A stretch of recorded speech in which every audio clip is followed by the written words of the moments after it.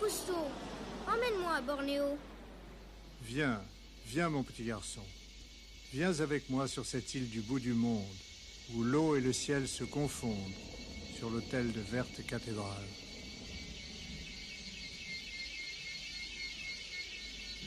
C'est là? Nous y sommes. Allons ensemble à Sipadan. Laissons pour aujourd'hui les rubans des mangroves. Oublions de flâner sous les arches des palmeraies. Et passons les clochers échevelés des forêts de Bornéo. Calypso nous attend. Ça y est, on s'en va? Oui. Mais là-bas, dis, ça ressemble encore à chez moi? Non. Au-delà de Sandakan, ce port de Bornéo, plus rien ne ressemble à ce que tu connais. Suivons la Calypso. Falco va nous guider.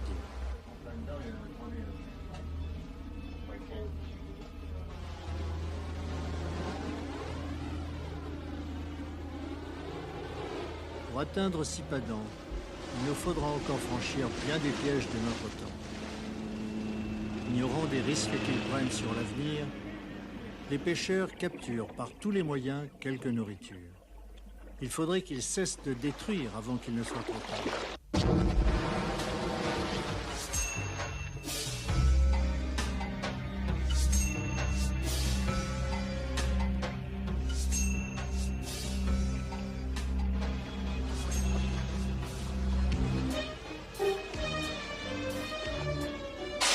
Voilà, Sipadan est en vue, Falco décide de jeter l'ancre.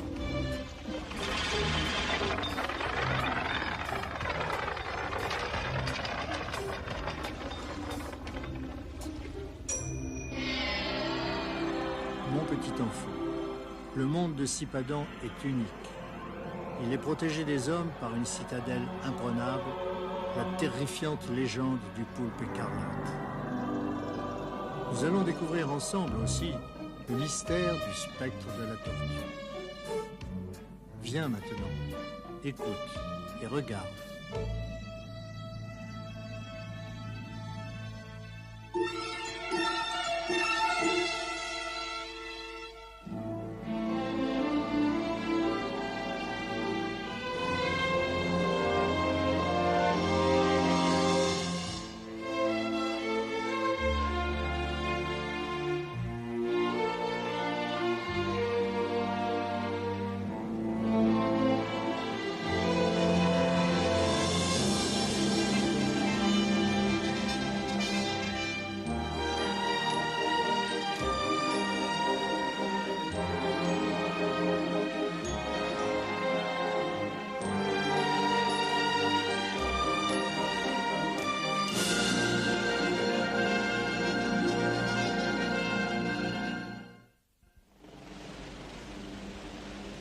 Sipadan. Au nord de la mer des Célèbres, à 28 000 km de Bornéo, s'offre à nous un des derniers joyaux de notre planète.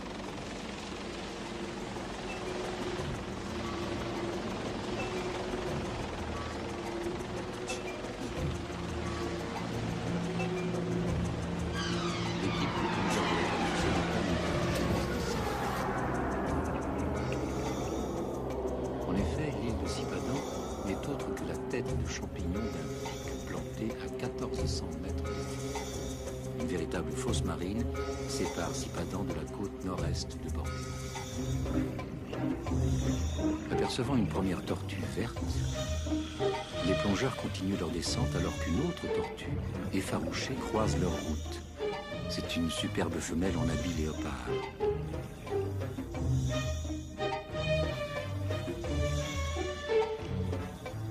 Elle semble sortir du corail par un orifice étroit qui intrigue les plongeurs.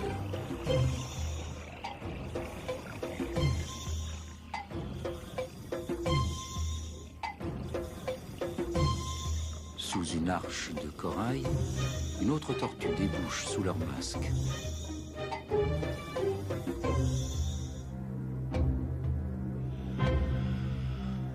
Décidément, il faut connaître ce qui les attire ici.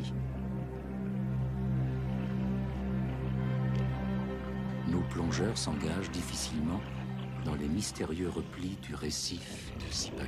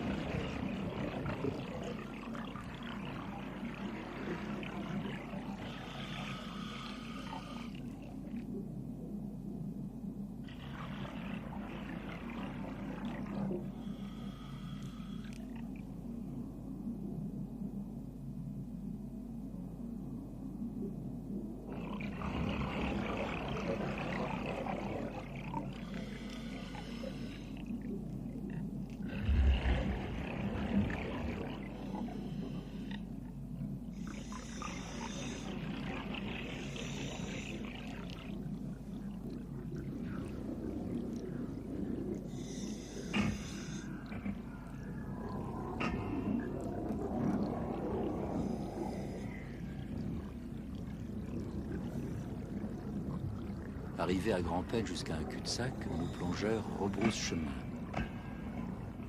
Ils trouvent une autre galerie.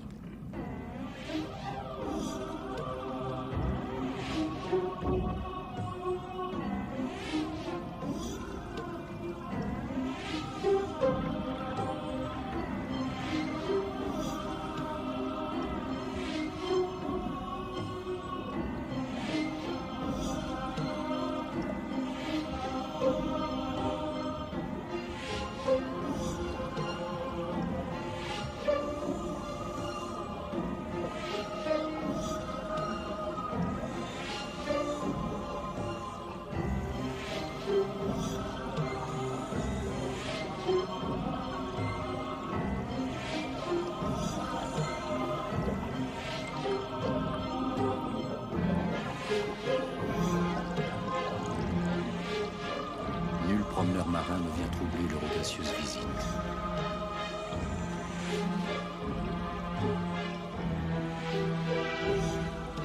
Sipadan, tel un géant pétrifié, laisse courir en ses entrailles leurs intrépides explorateurs.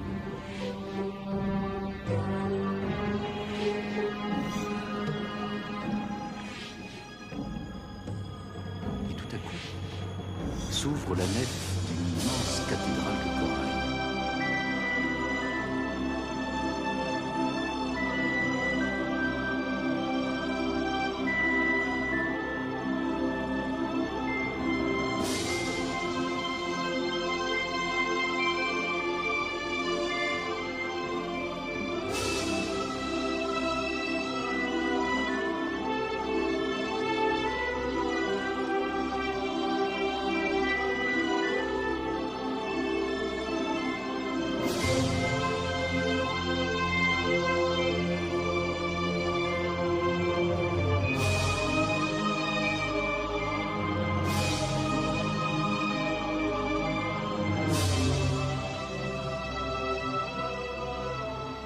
L'eau y est si pure, si cristalline que l'on peut croire qu'il n'y a pas d'eau.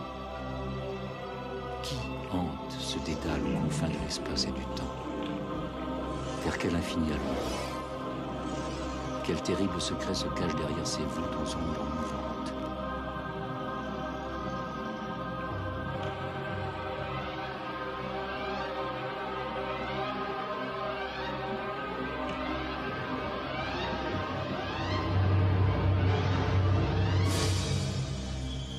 Soudain, apparaît le spectre de la tortue.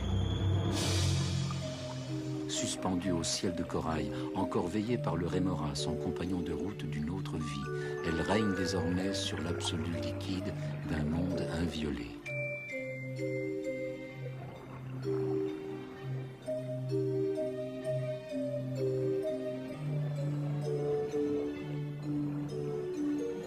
Peu à peu, les plongeurs de la Calypso pénètrent dans la crypte cachée. Ils tentent de comprendre pourquoi la tortue a fait une si longue route pour venir mourir ici. Stupéfait, ils découvrent une deuxième tortue, morte depuis peu. Puis une troisième.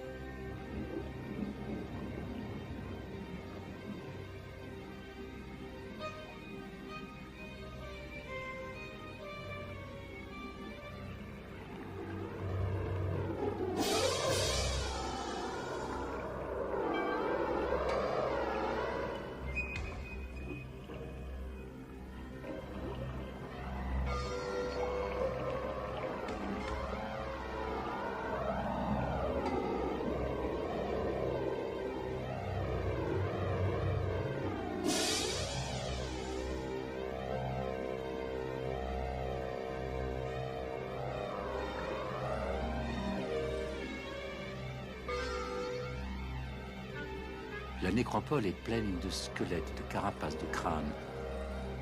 Nul prédateur ne hante ces lieux. Est-ce l'ultime point de rendez-vous des tortues de Sipadan?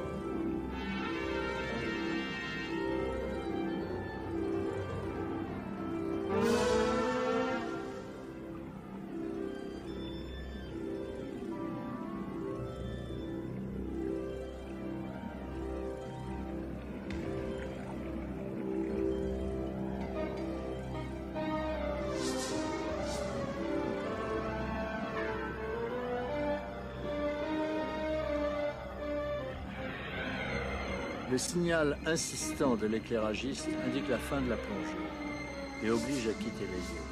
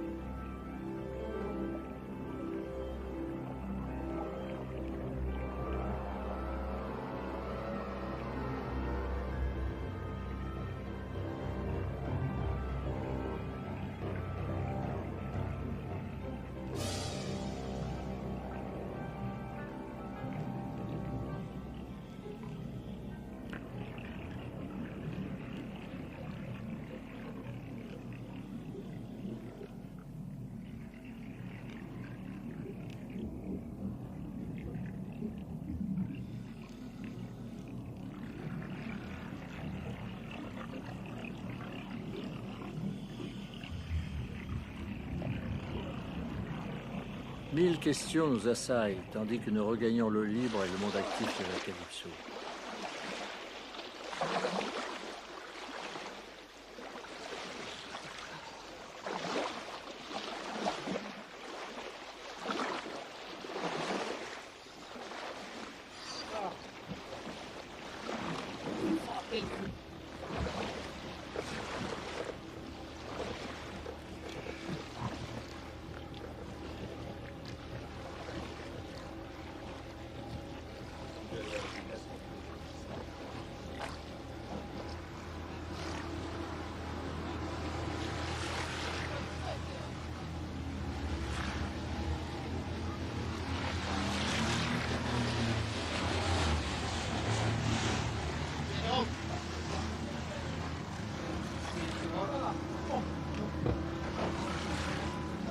François Sarano, Bertrand Suard, Laurent Guénaud, Didier Noireau me rendent compte. Tous sont perplexes.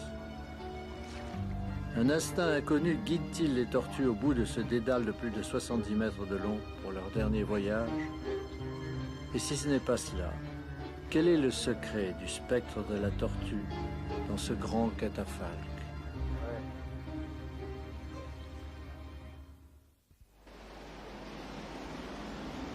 Près de Bornéo, dans la mer des Célèbres, Calypso est à l'ancre face à l'île de Sipadan.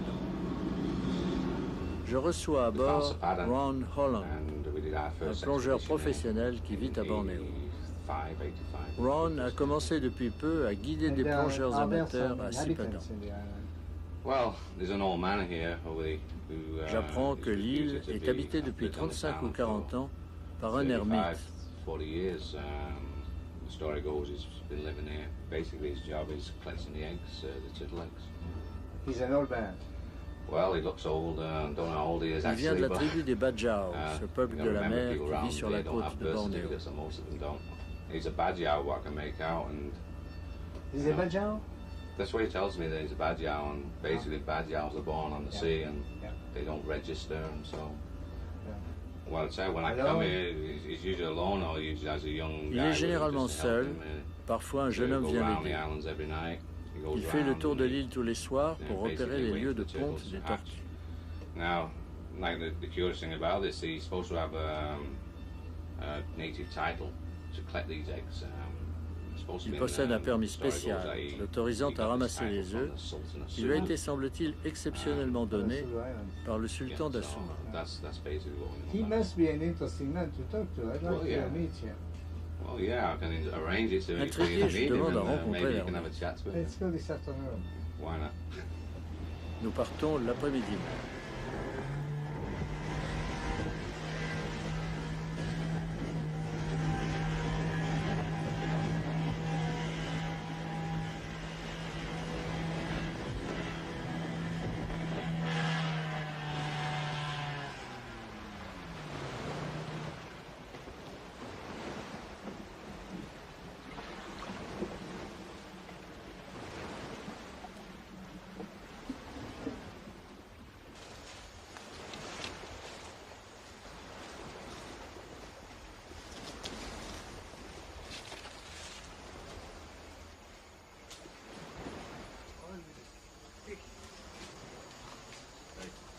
How old do you think this tree is?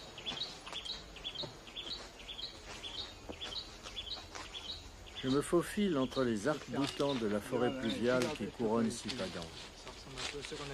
Grâce à la moiteur tropicale, prolifèrent et se développent les espèces les plus variées dans un chaos végétal. Parfois, quelques trouées de ciel apparaissent au-delà des cimes, tels des vitraux enchâssés par le vent.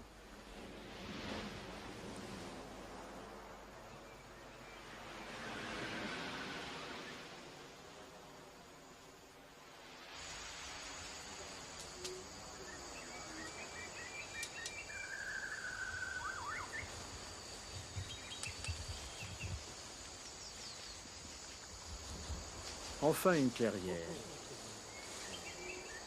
la maison de l'ermite.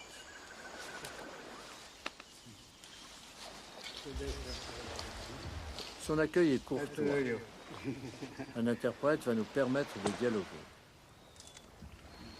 Now, you are living here since how many years? Berapa lama sudah tinggal sini? Di sini Ya.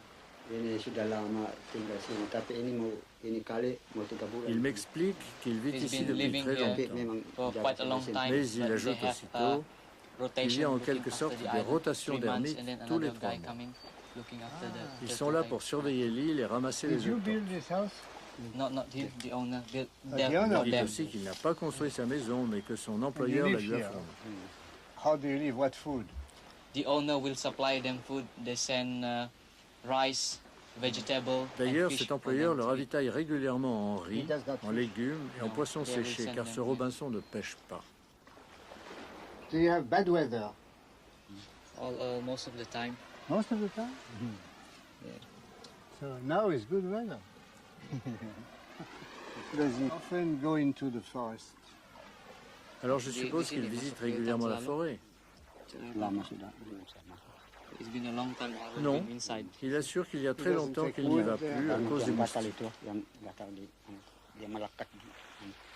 He's scared of going inside because a lot of mosquitoes and everything. Yeah.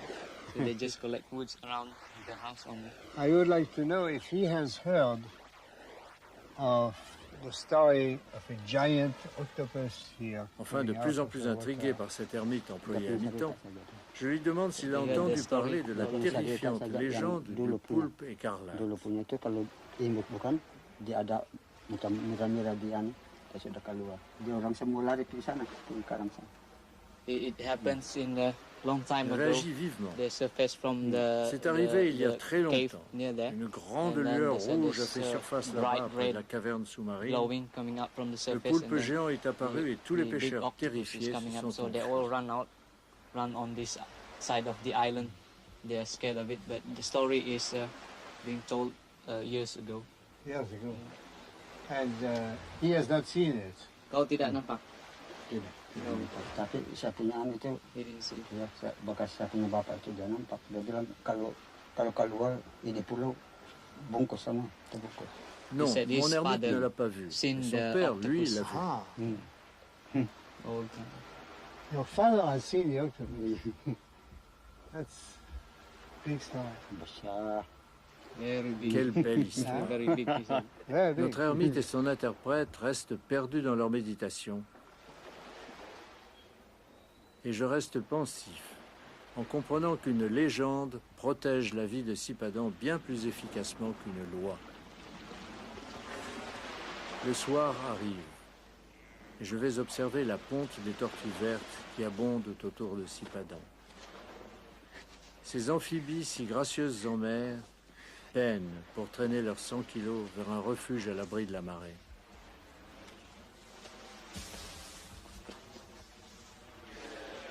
L'air fait sécréter des larmes, tandis qu'après avoir creusé un trou profond, elle dépose 100 œufs.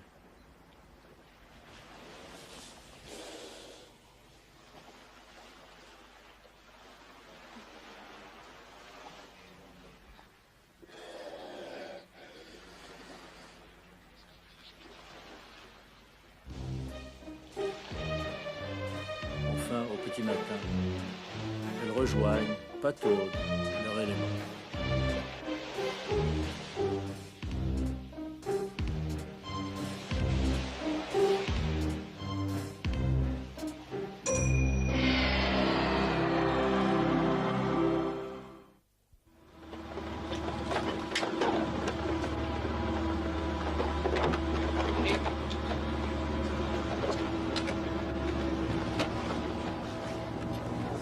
Le lendemain matin, les plongeurs de la Calypso décident d'aller explorer le platier autour de Sipadan.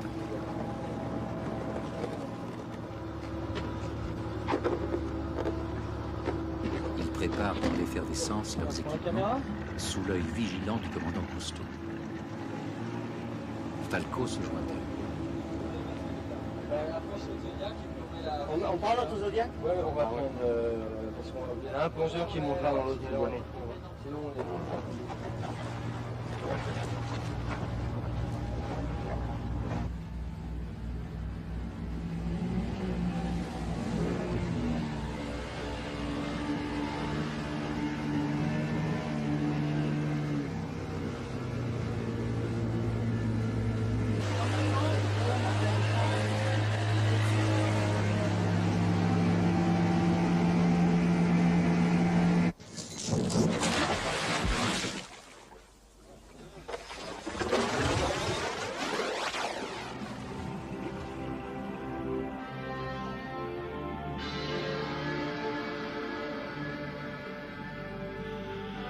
À peine arrivée, l'équipe est accueillie par une tortue verte qui semble la guider vers un spectacle d'art total dont un metteur en scène génial aurait réglé les effets dans un studio de cellophane.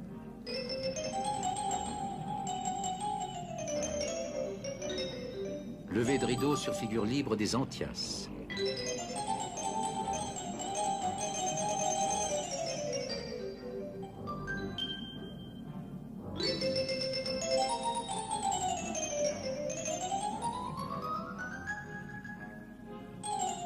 Nuée d'Alvin, jeune sujet du conservatoire, genre vif-argent.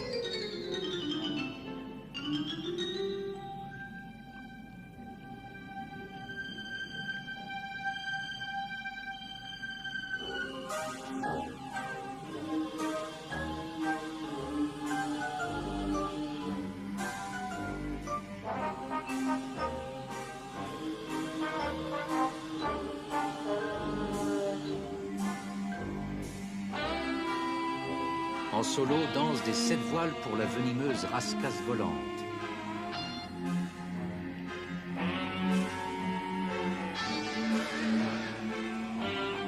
Voici le ballet des Alvins parfaitement synchronisé dans leurs arabesques.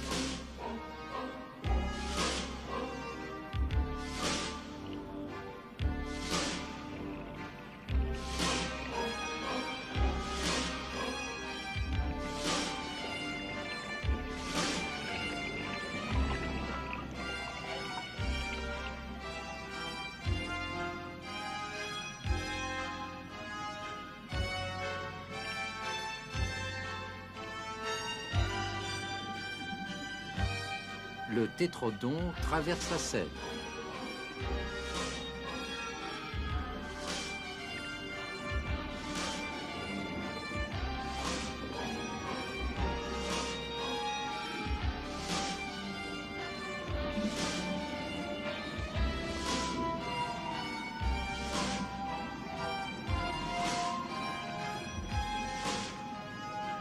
Notre ami la tortue les conduit maintenant vers d'autres spectacles.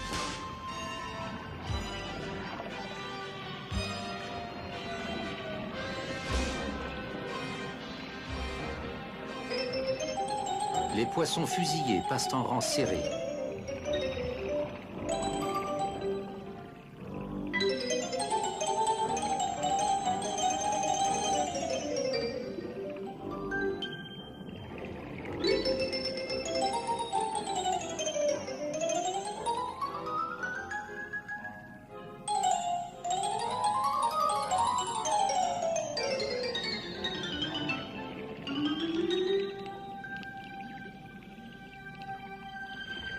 Voilà un autre acteur, le poisson scorpion, masqué pour le bal et dérangé dans son attitude.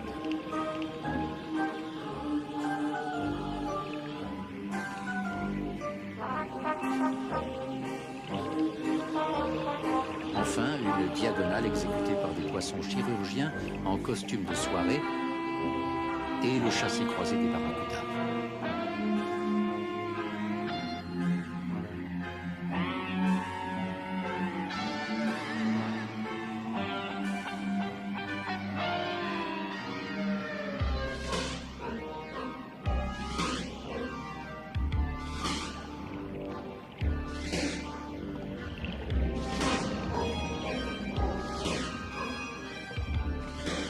Prima ballerina, le requin léopard apparaît et se livre à un retournement avant d'entamer une glissade vers les coulisses. Enfin, entre en scène le limule. On le croirait casqué pour présenter quelques gymnopédies. Mais il ne joue aujourd'hui qu'à cache-cache avec son public.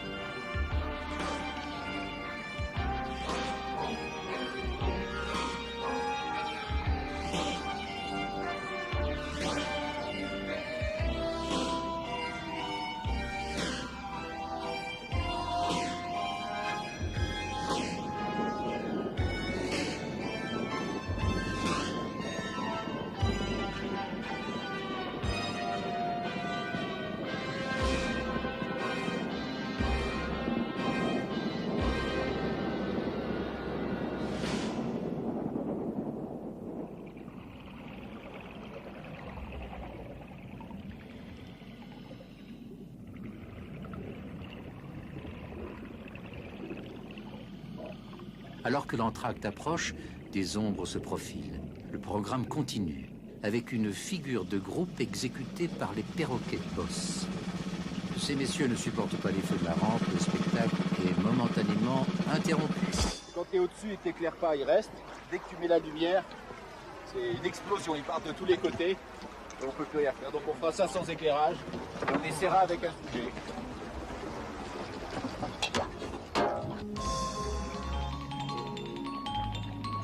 Reprise, nouvelle version en clair-obscur.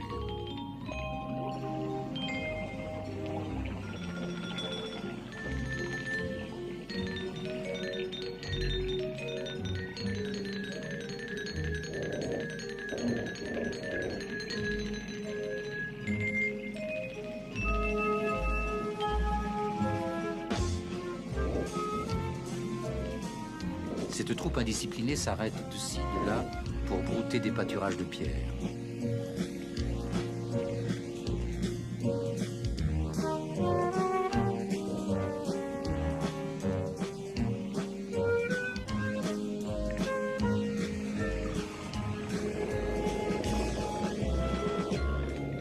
Voici le final avec lâcher de sable issu de la transformation du corail par le magicien.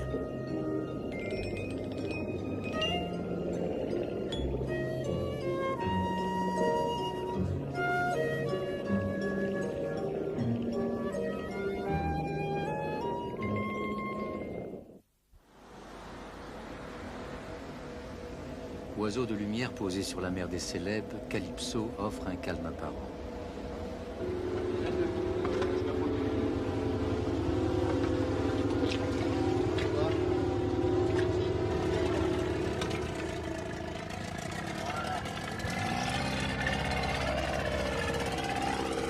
Une équipe part à la découverte des nuits secrètes des jardins de corail à Sipano. Bon, alors on va voir si on voit les bolbométopons. Ce sont les grands perroquets bosses que Noirot a observés l'après-midi.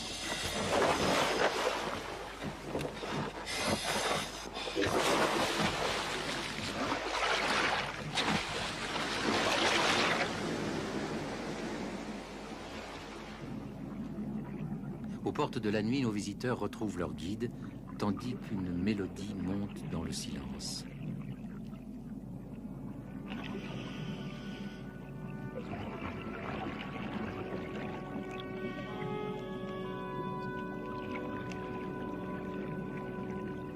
Le monde de corail pétrifié le jour quand dansent les poissons s'éveille et se déploie la nuit alors que les poissons s'endorment. Les plongeurs de la Calypso saisissent ces instants fugitifs qui existent au regard l'espace d'une nuit et s'effacent. Les berceaux de la mer sont ourlés de festons légers et de broches d'agate. Les bouquets d'anémones posés sur le chevet et les plumetis des parures rythment quelques berceaux du pays des rêves. L'équipe de la Calypso visite sur la pointe des palmes les dortoirs de la mer.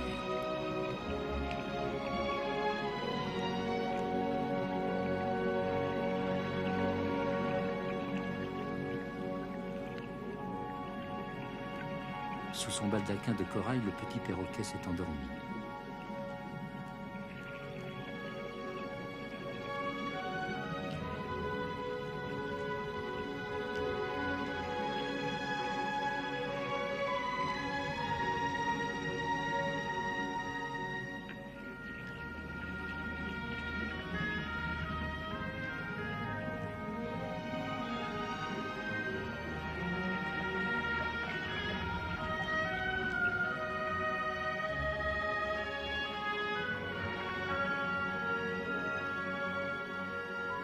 Le poisson scorpion a mis son pyjama assorti à ses draps.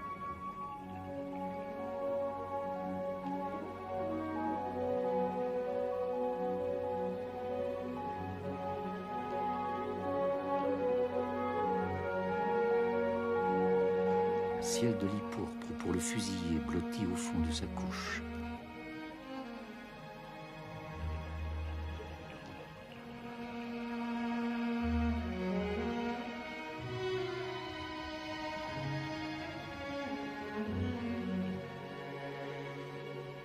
La roussette étendue sur son édredon de corail cligne de l'œil. La perche à points noirs, un peu somnambule, manque de tomber à la renverse.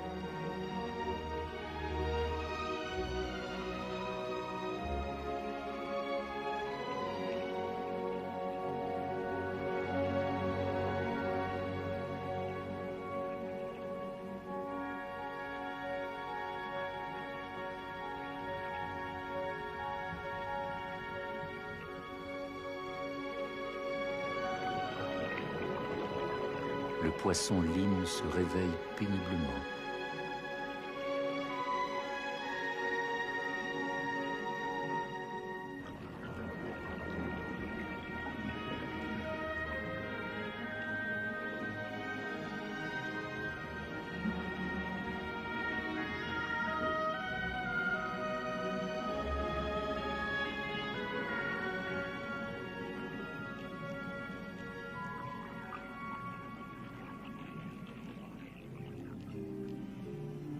La tortue verte doit changer de couchette.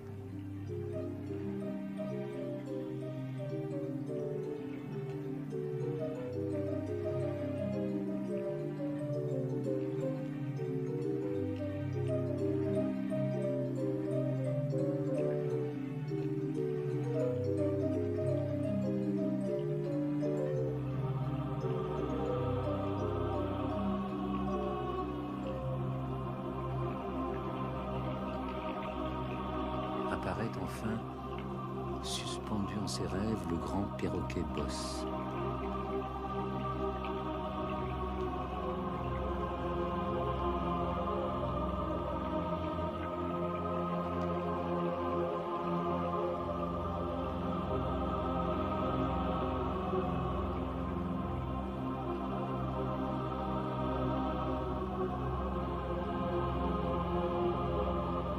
Sa monstrueuse protubérance lui sert de marteau pour briser le corail qu'il déchiquette ensuite grâce à son énorme bec et qu'il rejettera plus tard sous forme de sable après en avoir digéré les particules vivantes.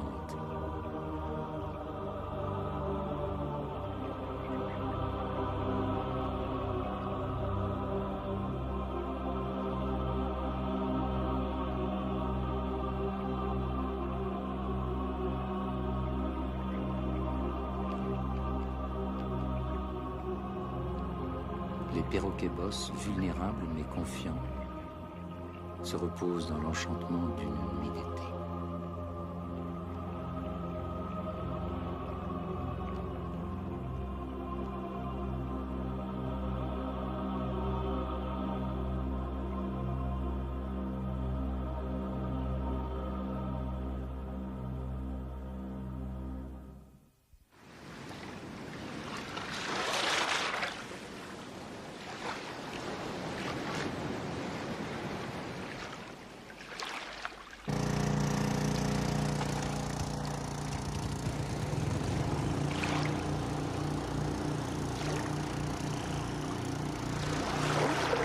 Cette fois, les plongeurs de la Calypso sont bien résolus à comprendre le mystère des tortues de Sippadon.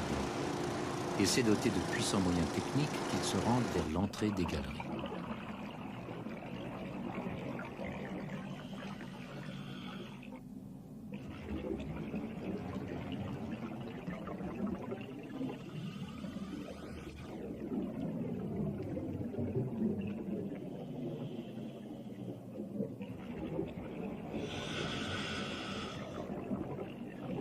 Au départ du labyrinthe, ils sont accueillis par une pléiade de poissons écureuils qui nagent la tête en bas, car à l'ombre de la voûte de corail, la lumière réfléchie par le sable blanc vient d'en bas.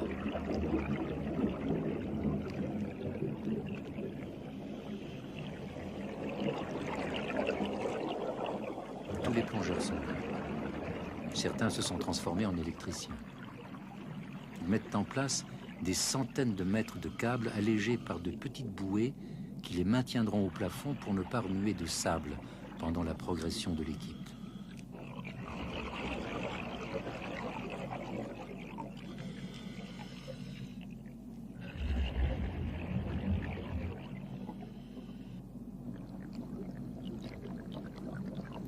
À peine en route, Laurent Guénoun se rend compte que ces bulles disparaissent dans la paroi calcaire.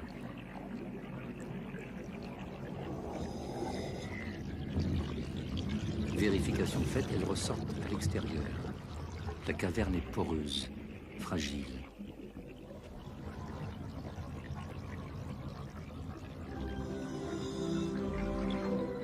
L'eau, pure comme le vide sidéral. L'eau effacée au regard et la roche nue transforment le visiteur en quelque cosmonaute à la découverte d'une planète inconnue. Ici, le souffle du plongeur babille, s'enfuit en ruisseau joyeux et finit par jouer à la flaque dans les anfractuosités de la paroi.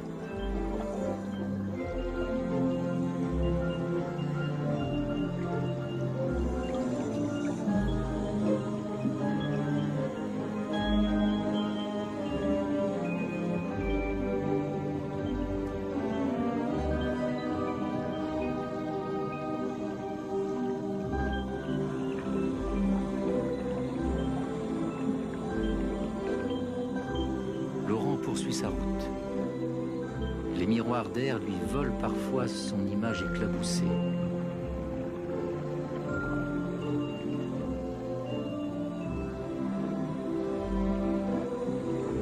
Dans le roc lunaire naissent et s'évanouissent des mirages, des chimères qui donnent le vertige.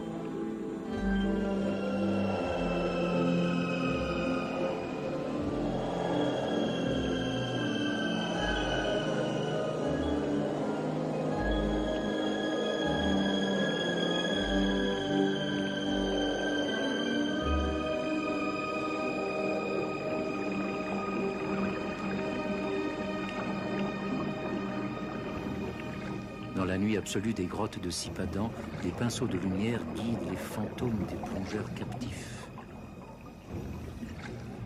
Tout à coup, au loin, une fente lumineuse apparaît. Est-ce encore une hallucination? Non. C'est une sortie inespérée que découvre l'équipe de la Calypso.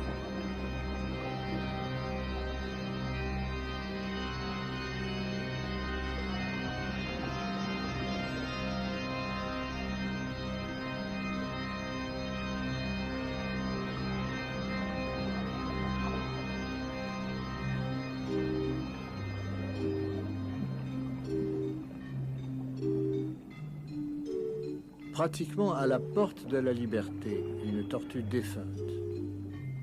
Ainsi, elle n'a pas eu ce long chemin à parcourir. Et elle est pourtant venue mourir là. Pourquoi?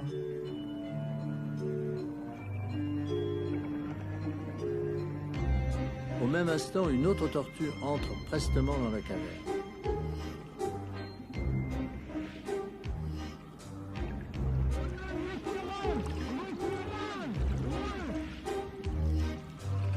Les plongeurs partent à sa poursuite.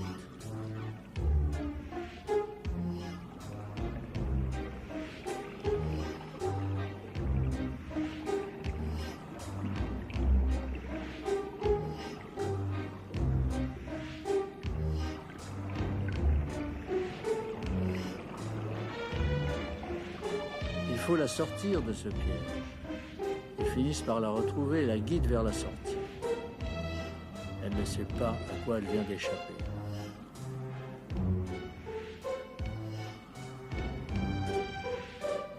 Car l'équipe comprend maintenant le mystère. Les tortues ont besoin de respirer de l'air toutes les heures en surface.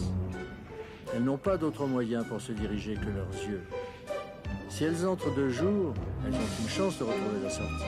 Et celles qui pénètrent le soir dans ce qu'elles prennent pour un abri se trouvent prisonnières. Dans les ténébreux méandres des galeries, elles sont incapables de retrouver la sortie à temps et meurent asphyxiées. Retenues pour un temps au plafond, elles sont venues chercher un ciel hypothétique. L'énigme est résolue.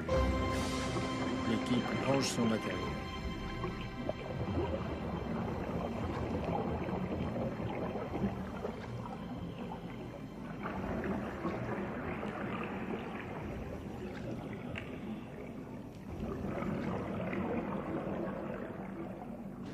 Commandant Cousteau, regarde! Sippadan a la forme de la carapace de la tortue. Et là-bas, la maison de l'ermite. Dis, tu crois qu'il va revenir, le poulpe écarlate? Tu crois qu'il va le voir, lui? Tu sais, derrière chaque légende se cache une explication scientifique souvent simple. Mais elle donne aux enfants du rêve pour l'avenir, et aux adultes, la tendresse de leurs souvenirs. Qu'est-ce que tu veux dire? Je veux dire que ce qui est merveilleux, c'est de croire.